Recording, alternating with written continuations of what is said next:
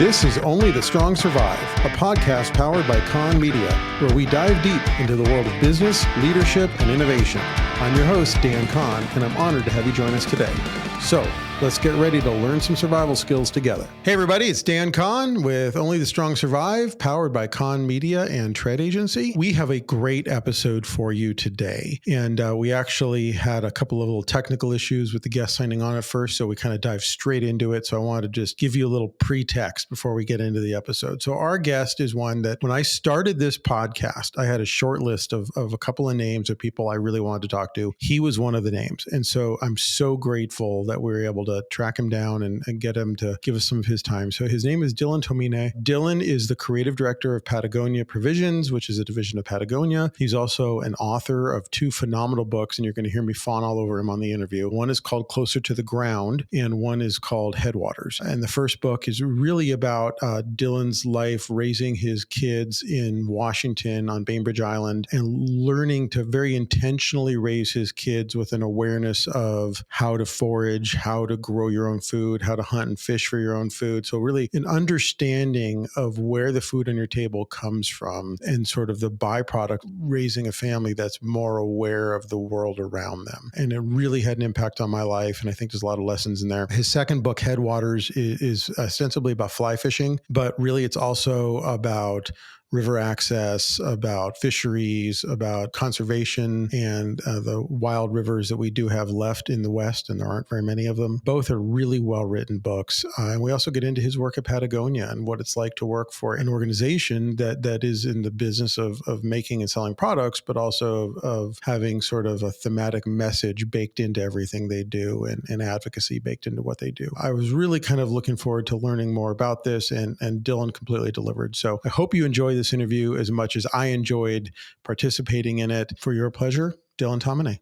Thank you very much, everybody. Hi, everyone. Welcome back to Only the Strong Survive. I am your host, Dan Kahn, and today we're diving into a conversation about creativity and outdoor conservation. Our guest is Dylan Tomine, conservationist, author, fly fisherman, storyteller, creative director of Patagonia, and he has really been on a multi-decade mission to connect people with the natural world. So Dylan, first of all, thank you for joining us and making the time today. I really appreciate it. Yeah, thanks for having me. It's very kind of you to invite me, and I'm excited to talk with you. So we've got a lot to cover. For some background, and you and I are only meeting for the first time right now, and I know you've been talking to Katie on my team to organize this. And for those out there listening, and we're going to get into all of this, Dylan's had a lot of really cool roles, but he's also written two books. One is called Closer to the Ground, and one is called Headwaters. Dylan, just to give you some background, and my listeners know some of this already, but I've spent my entire life since childhood camping, hunting, fishing, hiking. I grew up that way with my folks, but my wife didn't. And we had our first child in 2011. And shortly thereafter, we discovered this book. And I read this book called Closer to the Ground, and it blew my mind. And just the concepts in it of raising children, understanding where your food comes from, understanding local ecology, the purpose of fishing, hunting, foraging, gardening, and the lessons that can be applied to kids and to families and to awareness. It completely blew my mind. I give it to my wife. She reads it. It blows her mind. And it quite literally changed the way we raised our family. And we now spend a month and a half every single summer, every year. As soon as the kids get out of school, and I'm fortunate that I have a job that I can do from the road, we get on the road every year and we go somewhere else. We try to live on public land for at least 4 to 5 weeks and forage and fish and in some cases hunt. And it has, I think, really changed our whole worldview. So thank you. Right out of the gate, I just wanted to say thank you for putting that book into the world. It's really impactful. Wow. Well, you haven't said if it changed it for the better, but I'll take that as a compliment. No, I appreciate it. I think when I was writing it, it was really just, I guess I'd say I'm really bad with a camcorder or with, now with the phone. I never think to shoot videos, and I was always jealous. I'd see other people's like home movies, and I felt like the kids are growing up and I haven't recorded any of it. And so I started just writing that kind of as a journal or something that I thought I'd give to the kids when they were older. And so it ended up turning out to be a book. And, you're probably one of dozens of people who read it and found something in it.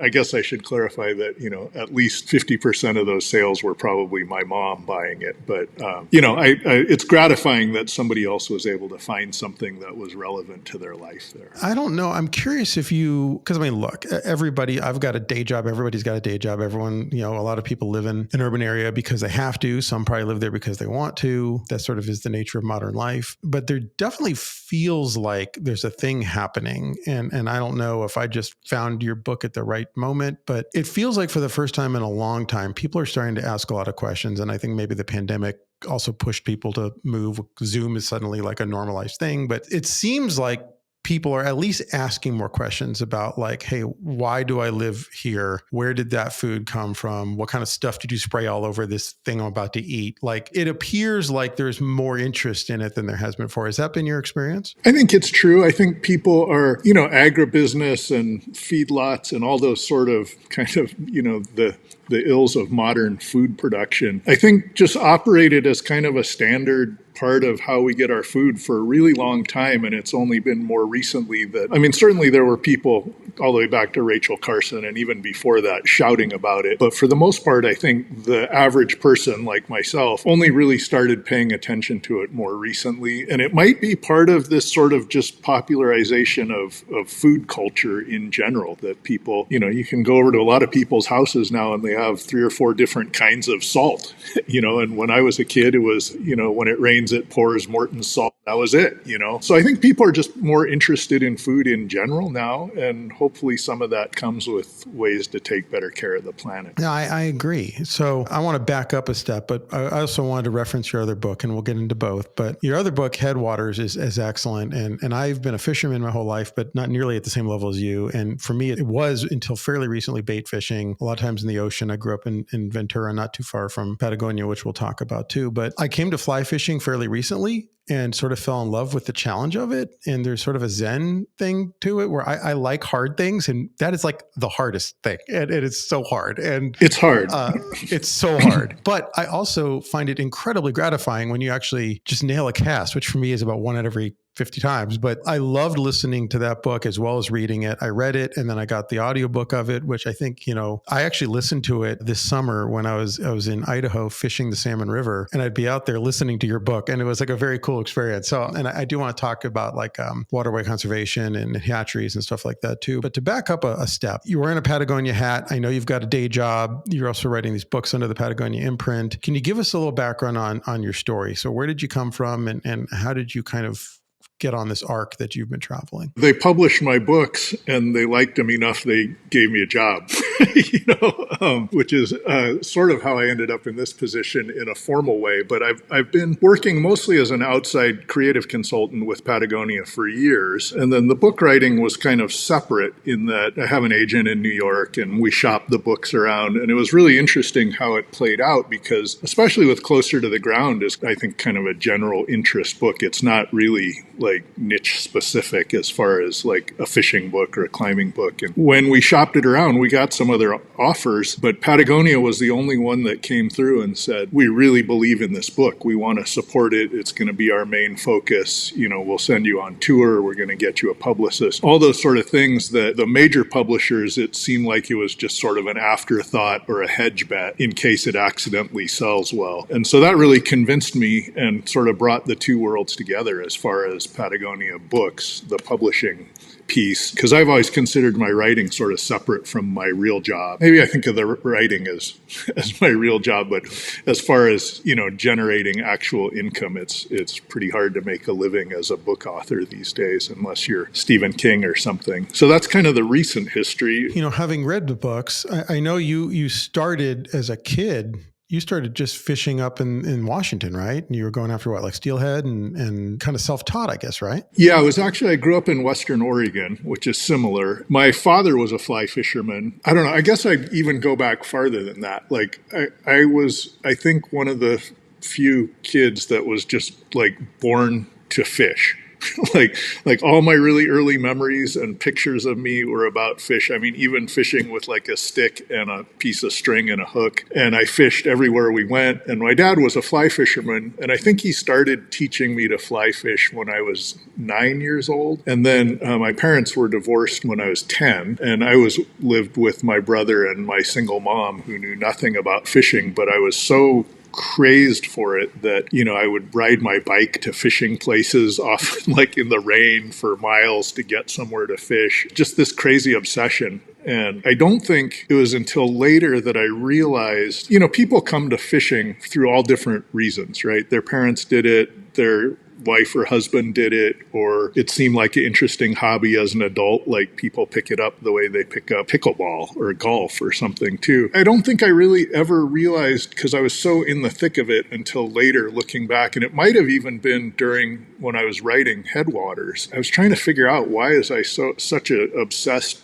fishing kid? And I think what I realized is that it's really about the fish, that fishing was just the easiest way I could get the fish close enough to really look at them and touch them and see them up close. And it extended to gear fishing and eating salmon and halibut and rock cod and stuff, and then evolved into fly fishing for trout and steelhead and salmon. But I think at the end of the day, it still comes down to, it's a way for me to bring the fish close enough to really look at, because I think what it was is not even fishing, but fish was the obsession. It's grown into something, the fly fishing world is such a great supportive culture of mentors and friends. And, most of my best friends are fishermen in one way or another. It sort of came in reverse to me the way it comes to a lot of people. I think that's really interesting that you had that realization that it was about the fish, because I think there is an aspect of fly fishing that is a little different than anything I'm used to, where, I know people that like to hunt because they're looking to get food. And there's a few of those. And I know maybe like a handful of people who like the gear, but most of the people I know that like to hunt really just like being outside. And for them, it's as much about, like you said, like the kind of the culture and being with your friends or not, just especially like spot and stock in the West, like they're just out there on top of a mountain doing a hard thing and being in the trees and being in nature. And I think fishing is in a lot of cases like that. But the thing about fly fishing is it is so hard. You can work and work and work and work, unless maybe someone's got the experience level you have. They're half the time not even going to get anything. And then if you do, you admire the fish for a second and you very carefully release it and it's gone and you start over again. So you're not eating anything. It's really just about that experience. And it's so different than kind of anything else like that. I think there's something that's really good for the soul to be standing in moving water. Like, at least it's good for my soul. I think, when you get a little bit older, you start to appreciate, I went through a whole period of teenage and young adulthood that was all about just catching fish. Like that was the sole primary thing in every spare moment. And I don't think I appreciated all the other pieces of it that are around the actual fishing part. And now I feel like, it's this wonderful time, all the great times I've spent with my kids on the water. And a lot of times it's conversations on the road driving to where we're going to fish, or sitting on the tailgate eating lunch, with people that you love. Those, I think, have come even more to the forefront in my appreciation. I was just up in British Columbia with a really good friend, steelhead fishing 2 weeks ago. I think the fishing was real good, but a lot of it was just cooking dinner and making coffee in the morning in a little cabin in the middle of nowhere and kind of talking about, weird shit. And, it's really switched where I think, it was the fish obsession that started it, and I still love the fish and the fishing. But now it's a lot of kind of the rest of the cultural pieces of those experiences that really, really stand out to me. And the benefit of that is it doesn't matter if you're good or bad. You're just part of the trip. You're part of the thing, and as long as you don't get too frustrated in the technical aspects of it. I've been really lucky that I've had very, very kind and patient and wise mentors all the way along through this whole process. And so a lot of times my learning curve has been kind of shortcutted through the ability of other people's hard-won knowledge that they've been willing to share. Well, speaking of mentors, based on what I've learned about you from your book, I know your childhood and kind of formative years, you were fishing, you were a guide, you had a lot of heavy experience in that area.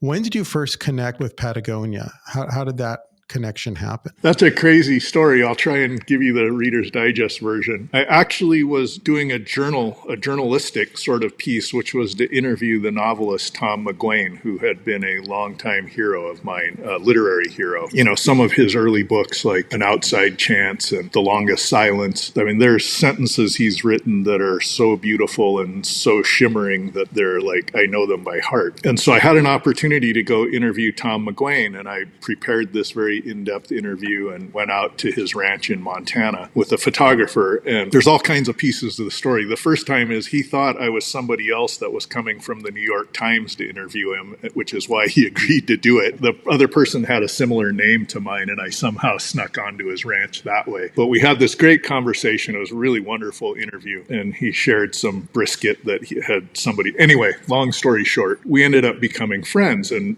fishing together. And he is a lifelong friend of Yvon Chouinard, who is the founder of Patagonia. And at some point, he saw what I was doing and called Yvon and said, hey, I think this guy could help you out. Like, you guys could work together. Give him a call. This was all unbeknownst to me. One day, the phone rings at my house up here in Washington State.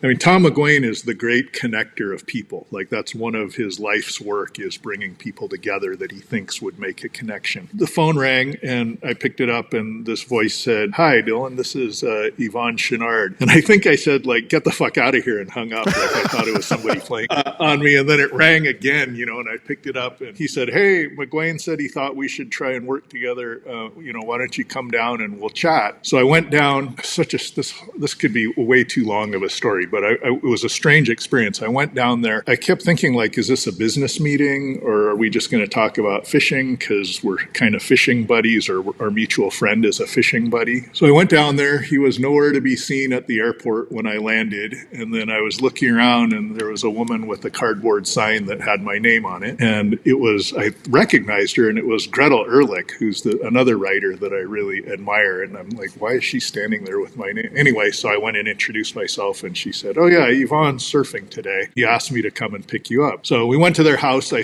ended up spending like a week there. At this point in time, the Chouinards were hosting like every traveling famous outdoor person and me, in this revolving door of people coming and going. And, Dean Potter and Steph Davis, the famous climbers, were there. And the king of the Hawaiian shirt, the Aloha shirt, came for a couple days. I mean, we went and fished and hung out and went and got flu vaccinations together.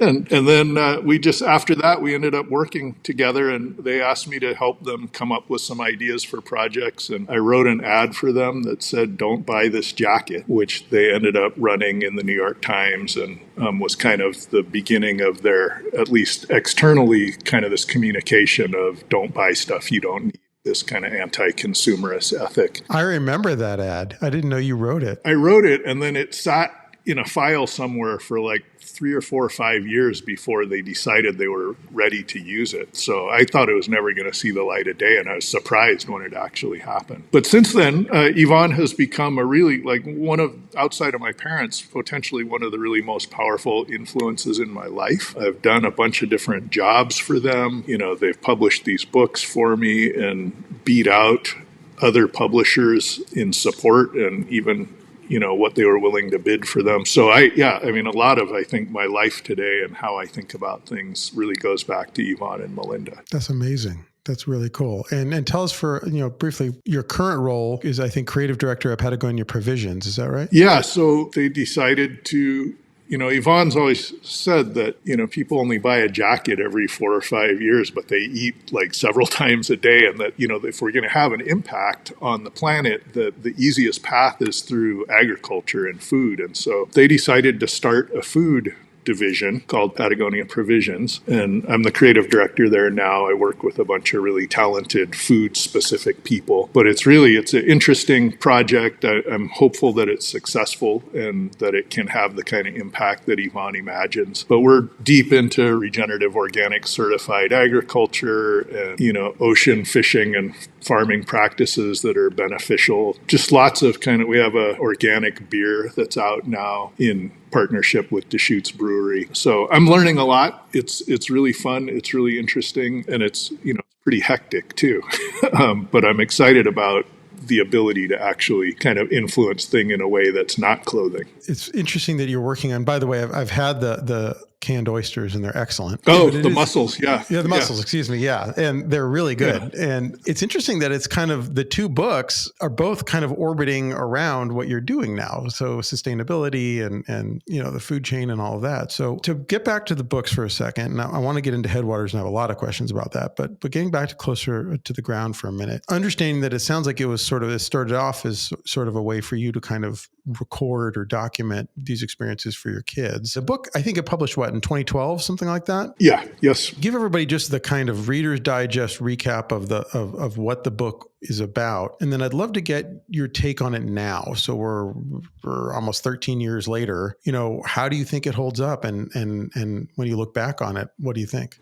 That's a great question, Dan. Yeah, I started writing it as kind of a way to, just like you said, keep track of things for my kids. It evolved into a book project at the real encouragement of my friend John Larison. The novelist John Larison was very encouraging about I'd shown him a couple of if you haven't read it, which is most of the world, so I'll go ahead and explain this. It's a year in our lives here on Bainbridge Island in Washington, and it revolves around really like recreational foraging and harvesting and gardening and fishing in a way that participating in it is really fun and recreational first and foremost for the kids and me. There's nothing how-to about it or it's really just, I think that they're fun stories to read about a dad with kids just doing different things, but most of what we're doing ends up in something we can eat, which I found made it more fun for the kids, whether you're picking mushrooms or growing tomatoes or going salmon fishing or whatever it is, digging clams, going crabbing. I mean, all that stuff's in the book. So that's a description of it. I think the subhead is an outdoor family's year on the water, in the woods, and at the table. And so that's really what it's about. It's kind of a year in the life of, and it came out around the time that Barbara Kingsolver's book, The Animal, Mineral, Vegetable, that's not exactly the title, but hers was like a year in the life of people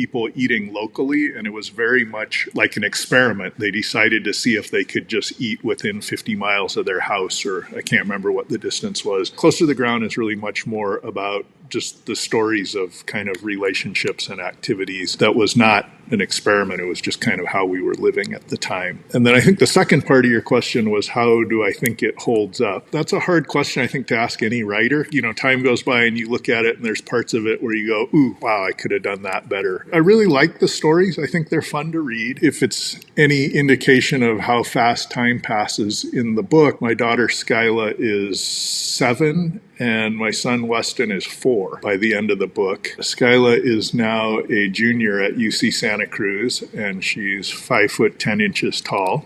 And Weston is in his senior year of high school here, and he's 6 foot 2. It's hard to recognize, but I'm really happy that the book is there because there's a lot of really kind of sweet or poignant moments that were captured at the time that I don't think I would remember now to write about, other than that they're captured. So from a personal standpoint, I think it holds up well. According to my mother, it holds up great.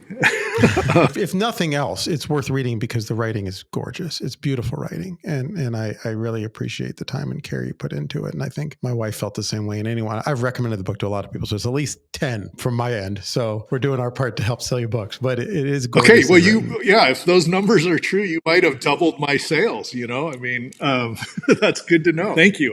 The check's in the mail. Do you talk to your kids about it? Have they gone back and read it? Did it have I assume that life had an impact on them. Like if your daughter's in college, is she focused on some of the kind of topics that are kind of covered in the book, or is that not an issue for them? That's another great question. To some extent, I think the outdoor learning and the conservation mindset, a lot of that I kind of outsourced to my mentors. And so it was really important for me to take the kids to spend time with the people who taught me things. I figured I'd just remove one link in the chain and go directly to the source. So we spent a lot of time fishing with Yvonne Chenard, with Bruce Hill, the great Canadian conservationist, with Gerald Amos, also a great Canadian conservationist who taught me a lot, and a First Nations elder. And Craig Matthews, I think he's probably the best dry fly fisherman in North America. In Montana, we go every summer and fish with him for a week. It's kind of abdication of my responsibilities in a lot of ways, just in that it felt like it was easier than me trying to translate it and these information and lectures just coming from dad who's telling them everything all the time to have these other voices. And so in those ways, I think they were kind of potentially more powerful than if I was just telling them these things. It also might not be the best reflection on me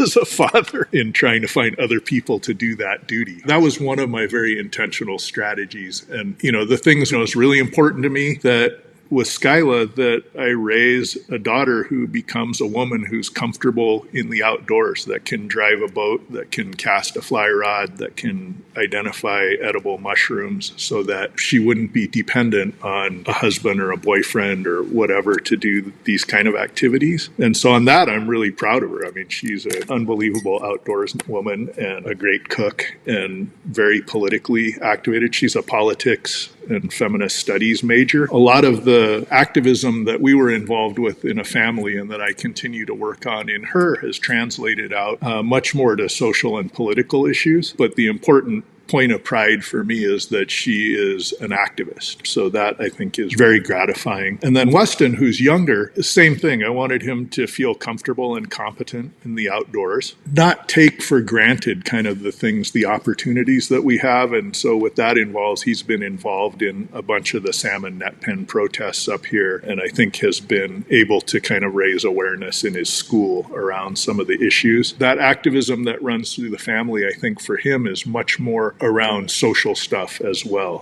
standing up for people that are underrepresented. Huge amount of pride as a father that I abdicated enough of my duties to people who were inspiring enough that it took hold with the children. I'm proud of them, but what I'm most proud about, what I'm most happy about with these kids is that they still like to go fishing with their old man. So that's like a really, really uplifting part of my life. And I think one of the beauties of fishing is that it's something you can do together across different generations and ages. Well, and I think one of the most poignant parts of Headwaters, that it was a simple passage in the book, but it was a very powerful passage where you talked about as a kid, I think it was after your parents got divorced, your mom would take you fishing and would just sit in the car for like hours and hours and hours while you're down there fishing. And it was very clear from the way you wrote in the book how focused she was on you and doing that for you as a gift to you. And having read the books in order, I was thinking about your first book while reading that passage in the second book and thinking it's very clear that you're trying to do that for your kids too. So maybe give yourself a little more credit than you're giving yourself right now, because it sounds like you're trying to pass that along. I don't know. Yeah,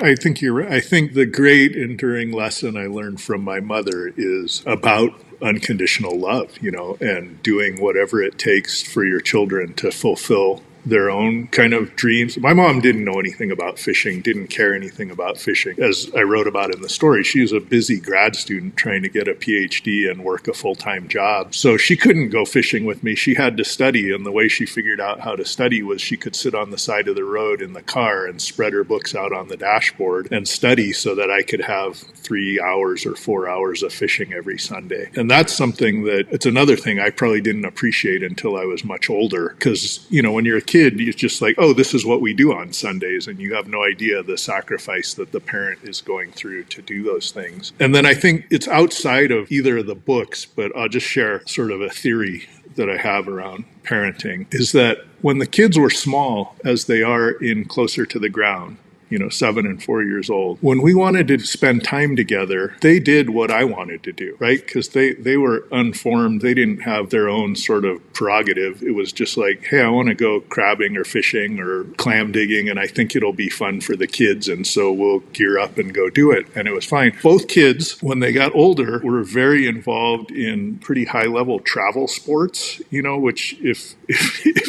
the parents out there that are listening that have kids that are on these select teams, it's all encompassing. You spend every weekend on the road and in gyms. And, my daughter was a volleyball player and my son played basketball. There were times where we would be up at 5 o'clock in the morning trying to catch a ferry to get to a gym on the other side of the state in time for some tournament or this or that. I would feel my initial reaction a lot of times was, man, if I'm going to get up this early, I should be going fishing. Like the fact that I'm going for all day seems really depressing to me. And at some point it occurred to me that, when they were little, we spent time together doing what I wanted to do. They're now older. If we're going to spend time together, I need to do what they want to do. And that was at the time their priority. And so we tried to find ways, again, the great conversations on long road trips, sitting up watching bad TV in hotel rooms, in bad hotel rooms in weird places. And so I think, to me, that was the first time I consciously tried to think about things the way I think my single mom thought about things, as far as the time that we were going to spend together. It's pretty powerful stuff. Thank you. That's probably a longer answer. No, that was great. And I'm in it right now. We've got 9, 11, and 13, and the travel ball thing is a real thing. And you're right. And I have to remind myself of that occasionally, that hey, this is a pretty short window, and then they're going to be off in the world. So take the time you can get. Yeah. And I think there's a switch that happens somewhere in that age between them doing what you want to do to spend time together and you needing to do what they want to do to spend time together. And that keeps continuing, right? Because now they become young adults and they're in college or they're working or whatever it is they're choosing to do. And I think, it's still the parents' responsibility or whatever to adapt to do things. I guess I take that back, that we do things that we both enjoy. But I think a lot of the time you have to think, how can I make this a great experience for whatever it is that they want or need to do? So yeah, that's if there's anything of what I've learned, that's it. So moving on to Headwaters, Dylan, what I think is so interesting about that book is you do a really good job sort of weaving together narratives that kind of trace your kind of arc and passion for fly fishing with a really organic kind of thread that goes throughout the book about not just really conservation, but more than that, because you get pretty deep into waterway access, stocking programs, dams, and just the kind of the impact that all of this has on our entire ecology, not just on a specific river or on a particular group of fishermen or whatever. It really, you open my eyes to some subjects I wasn't aware of. Where did the idea for the book come from? How did you approach it? Can you give us sort of the genesis of Headwaters? Headwaters was my pandemic lockdown project. I think there's a organization, kind of a loose organization in the Northwest called Writers on the Fly. And Jason Rolfe, who's the organizer of it, has put together this sort of rotating cast of touring fly fishing writers, and they go to fly shops and have a big event night and everybody reads their stories. And, it's kind of this fun, direct way to bring stories to people who are fishing nuts. So I was part of that when it started and read at a bunch of the events. And people would always go, oh, hey, that was a cool story. Where is that? And I said, oh, that was published 10 years ago or 8 years ago in such and such magazine. And there was no way to get them. It wasn't in existence anymore other than in my files and the archives of these paper magazines that had been published in a lot of cases. So I started thinking about just compiling kind of a greatest hits so far collection of previously published stories. And when I started doing it, several things happened. One was I was like, oh man, these are really bad.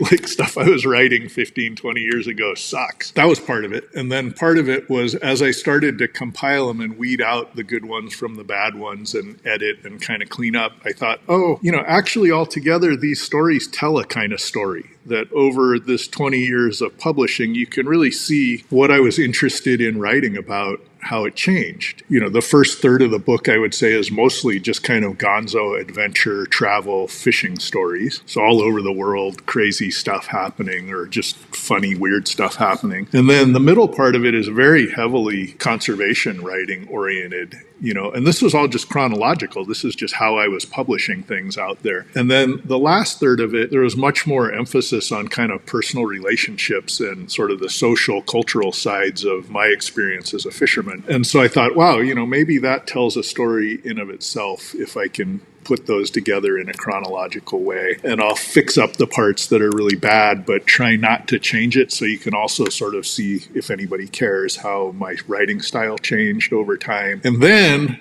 I realized I was short. It was going to be a pamphlet instead of a book by the time I weeded out all the lousy stories. And so it forced me to write some new stories for it as well, which was fun. I haven't written fishing stories per se in a long time. And so I came back to it and wrote some newer fishing stories and little bits. There's those little vignettes that are kind of like snapshots from a life in fly fishing. So I wrote a bunch of new ones of those and some new sort of feature-length stories and put it together.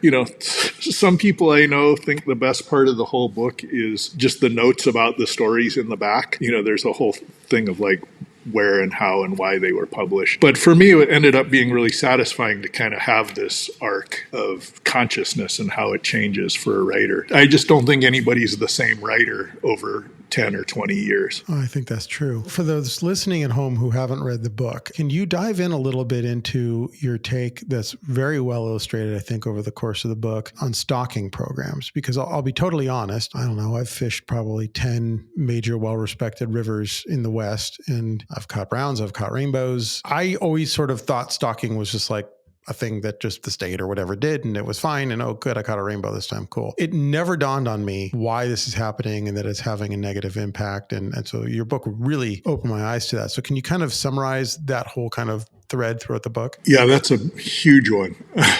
So two things. One is a really easy reference is we actually made a film about this called Artificial with the word fish in the middle of it that Patagonia funded and really explains the whole thing. It's available for free on YouTube if anybody's interested. In a nutshell, and I'll try and do this without boring people to death, is that it's very counterintuitive. I think the hatchery system in the world, and particularly in the western half of the United States, really seems like it would make sense if we raise more fish in controlled environments and then release them into the wild. We're adding fish, and so that you would end up with more fish. But what all the science shows is that when you add more fish, you actually end up with less fish, which is counterintuitive. And it turns out that through a combination of genetic degradation, natural selection for survival in the hatchery environment rather than the wild environment. I guess to elaborate a little bit, hatchery fish are like dogs. They're the domesticated version of wolves. And the wild version of those same species are the wolves, that they're perfectly adapted to live and be predators in their environment. When you add large numbers of dogs to the wolves, they interbreed,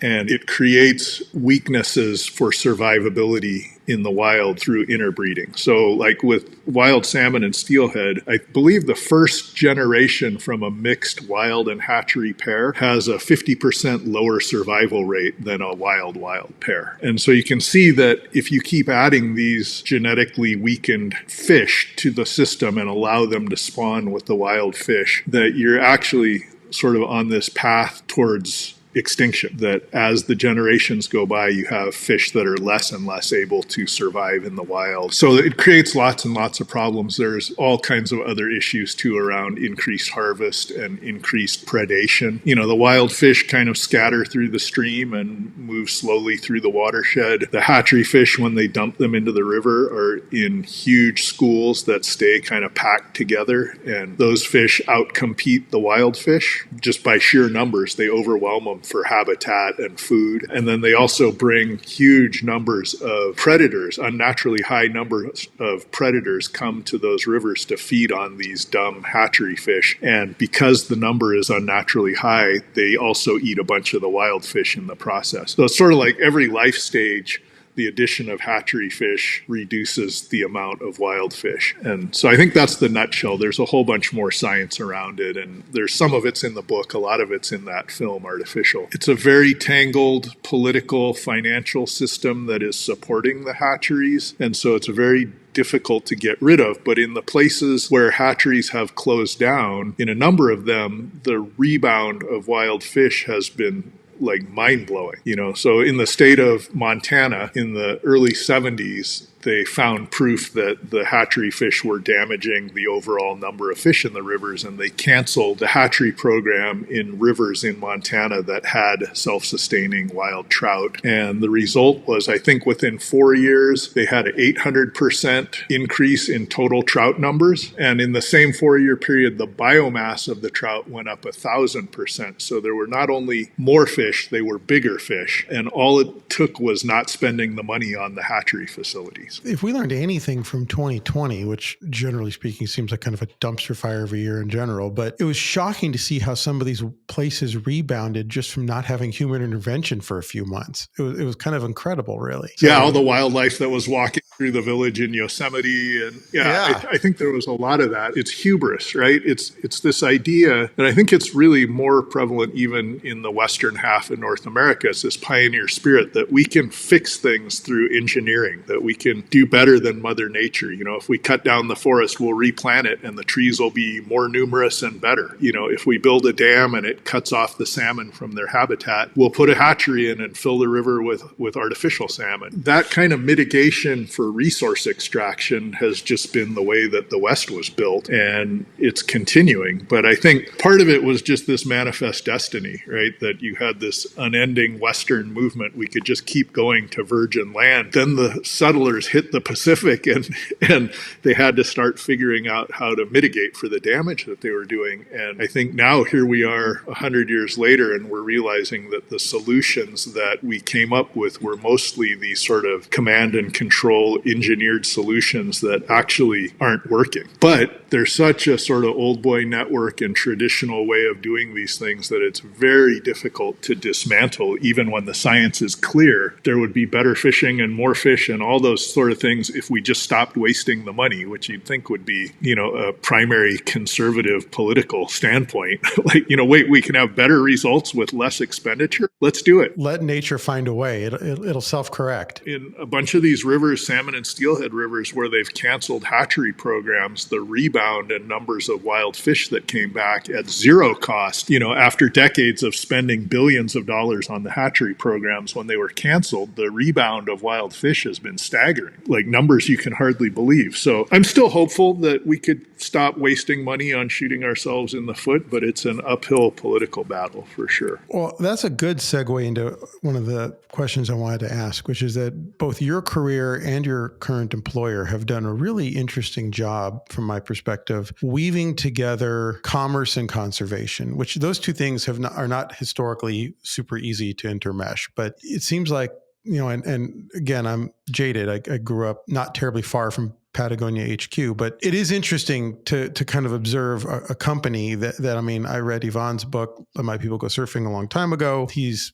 I think, relatively well known and beloved in the community here, even outside of obviously like Ventura or whatever. It is interesting to be able to build $1 billion company and also be focused on conservation and sort of doing the right thing in ecology. And even in your career, both within Patagonia and outside of it, you've done that too. So can you talk a little bit about, has that been intentional? Did that just sort of work out that way? How do you sort of weave those two kind of seemingly disparate things together in your career and in your world? Well, I think it starts, with Yvonne, and a lot of the way I think about the world is things that I've learned from Yvonne. So this is, clearly a biased answer to that. But I think it starts with the acknowledgement that almost everything we do, no matter how conscientiously, at commercial scale is harmful for the planet. We would clearly be better off if you just grew your own food in the backyard and there was no commercial scale production of anything. The planet would clearly be better off, but that's not a reality today. And so I think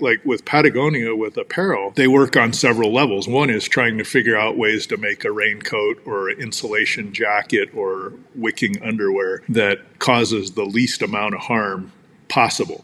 And in comparison to competitors, it ends up costing more, but it is something that is, quote unquote, better for the planet than the status quo. So that's part of it. But they also, Yvonne would be the first one to tell you that doesn't mean they're not doing harm. And so they've had campaigns to encourage people to buy less and just buy what they need, knowing that even the most sustainably produced clothing is still bad for the planet, and have channeled lots of financial support and bandwidth support, capacity support to the NGOs, the grassroots nonprofits that are out there really making a difference. And so Patagonia has funded millions and millions of dollars worth of incredible conservation work that way, which I think is kind of a penance or a tax that Yvonne sees as, because we're doing things that are still damaging to the planet, we need to figure out how to make up for that. And then it's all really come even to a bigger percentage or a bigger kind of impact now that they gave up ownership of the company. company, is just held by the family, and it's now channeled into a nonprofit that distributes all of the profits from Patagonia into various effective, mostly grassroots conservation organizations. And so I think there's, the little headline for that is that the earth is now our only shareholder. And so I think that's a big commitment. I would say that the food part of this is different in that, you can make a raincoat that does less damage than the status quo raincoat, but it's still not a net plus for the planet. Food is an opportunity, I think, through regenerative organic agriculture and responsible ocean harvest, that there are places in the food business where it is much more possible to actually have a net positive impact on the planet, not just less of a negative. The amount of topsoil regeneration that happens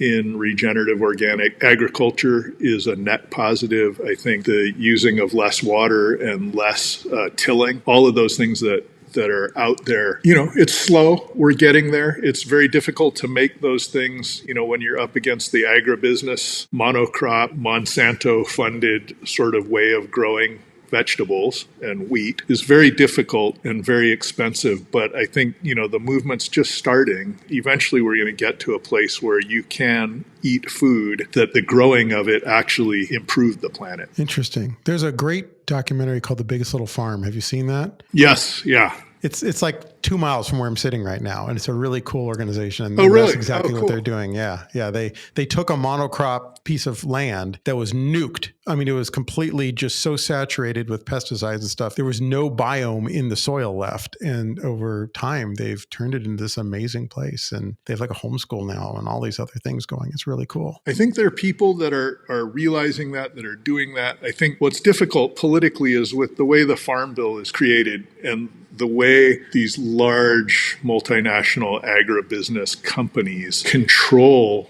basically agriculture in general, but, you have these huge swaths of monocrop corn and wheat. You have huge numbers of feedlot properties across the country. You have pigs and chickens grown in ways that are profitable and are actually supported by the government. You look at all the subsidies on growing monocrop corn in the Midwest to create whatever ethanol to put in the gas. That is very difficult to compete with as a small, little farm in Ventura, or somebody who's trying to fish or do things in a more responsible way. And so I think what we're doing now is setting examples and being able to provide some inspiration. But the big change starts to happen when there's enough political clout to change how the Farm Bill's written. Interesting. And on the protein side, so like with Patagonia Provisions, I know you've got mussels, you've got salmon and a lot of canned fish, sardines, all that stuff, which we got that for hiking and it was great. How do you approach that? Are you working with fisheries? How do you approach that to do it in a sustainable way? I think Patagonia Provisions is the only commercial seafood business that sort of actively works with fish conservation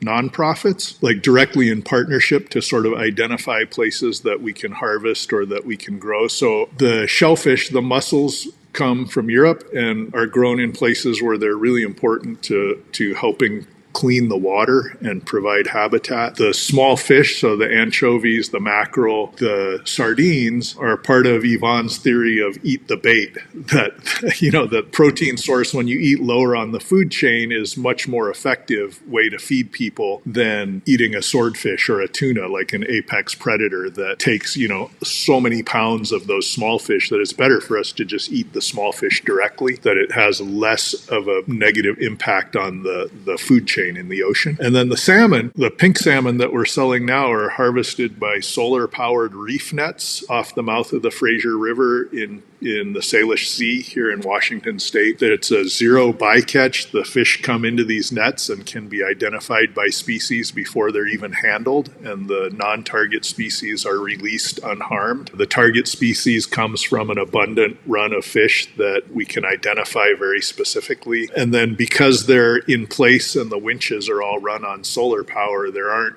these diesel burning ships searching all over the ocean for fish. They're close to shore. You can watch them fish just from standing on the beach. It's varied there. So there's lots of different ways that we're finding to be able to source protein.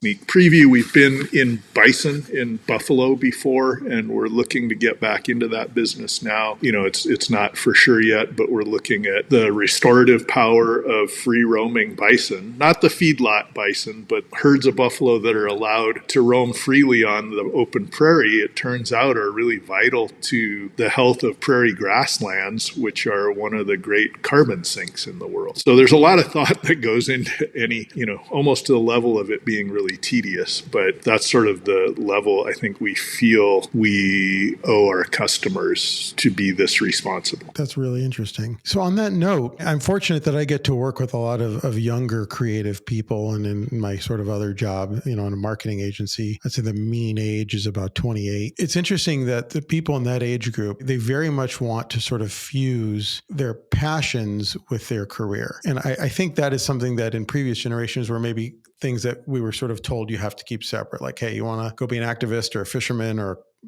build hot rods or chess or whatever it is you're passionate about. That's a good thing for you to do on Saturday, and Monday through Friday you show up and you go do your job as an accountant or whatever. And there's this fusion that they really care about. So I guess to young people listening to this, and they look at your career that has, you're a creative, you're a writer, you're a conservationist, you're a fly fisherman. What advice would you give to somebody listening to this who says, hey, I really respect what you've been able to do. How do I have both? Well, first of all, I think I've been tremendously lucky, just really fortunate to be able to blend some of these things together. When you think about activism, I think we're in a time where there's a rise of mission-driven companies or brands that are out there that are very supportive of people standing up for what they believe. I think like at Patagonia, for example, if you're arrested in a protest, they will pay your legal fees. I mean, that's kind of a radical thing, but it's also sort of comforting that, especially when I was taking my kids out to protest the net pen salmon farms in Puget Sound, I was like, okay, Coast Guard's showing up. Are we going to be okay? And then, we have Patagonia behind us. So I think that's really just a lucky benefit. And I think that Patagonia is not alone, that there are other companies that are doing activism-based kind of mission work. There's also, companies that are very just conservation-minded in general. And I would say that you can apply your skill set to almost any company or brand, that if the company or brand stands for what you want it to, it doesn't matter if you're an accountant or an HR specialist or a writer or an art director or whatever it is, those companies need those skill sets. And they're actually looking for people who have a history of activism or fly fishing or whatever it is, and have a commercially viable skill set as well. So I think it's what a lot of younger people are doing anyway, is that they're developing their kind of professional skill set, but also feeling very passionate about these other pursuits. And if you can find a company that matches it, those companies are looking for you. Patagonia is not just going to go to, Bank of America to hire an accountant or whatever, that, unless that accountant who's working at Bank of America also has been at the protests for this or that, or has, created a blog about this or that, or, has an online presence that is really about responsibility. All those sort of things add up. And I think as much as people, as you said, are looking for that kind of blend in their career, I think the companies are really seeing the value in exemplifying those kind of blended careers, and that you have healthier workforce, you have a happier workforce, and you have a much more dedicated workforce, because the brand works as like a force multiplier. Like if I just go out and shout about hatcheries or whatever, what big is that going to do? I don't know. But if I have Patagonia behind me and they're going to spend $1 million to make a film about this, and they're going to have a letter writing campaign to our Congress people, and all the people working there are believing in the same thing and pushing for it, then I think you start to have some real impact. And so I don't know if that's advice, but I think that if that's what you're interested in, the timing is good. Great advice. And that it's also a perspective I never thought about is people spend some time talking about mission-driven companies, but it never occurred to me that a mission-driven company wants mission-driven employees and vice versa. And if you can kind of find each other, for all the job hopping that seems pretty common among Gen Z, maybe that eliminates some of that too, because if you find a home that really supports what you believe in. On a side note, do you know Chipper Bell? Yes. Chipper Bro. I know. I love Chipper. Yes. Chipper Bro is my kid's surfing instructor. And I feel like that is the perfect example. He is the walking, talking version of what you're talking about. Unbelievably gregarious, nice guy who spends all of his free time helping his community. Patagonia has his back, vice versa. What a cool synergy there. Yeah. And if you're listening to this and you don't know, Chipper was the long time, iconic receptionist and front desk person at the Patagonia headquarters in Ventura and is legendary, probably worldwide from his crazy phone answering. Everybody missed him when he left to do the surf instruction full time. What you might not know is that he also, any visiting remote workers or business associates or partners that were coming in for meetings at Ventura, he would offer to give them surf lessons. So people coming from Europe or from Kansas or whatever got Chipper Bro surfing lessons. And he's called Chipper Bro because he calls everybody bro. I did not know that. And I believe it.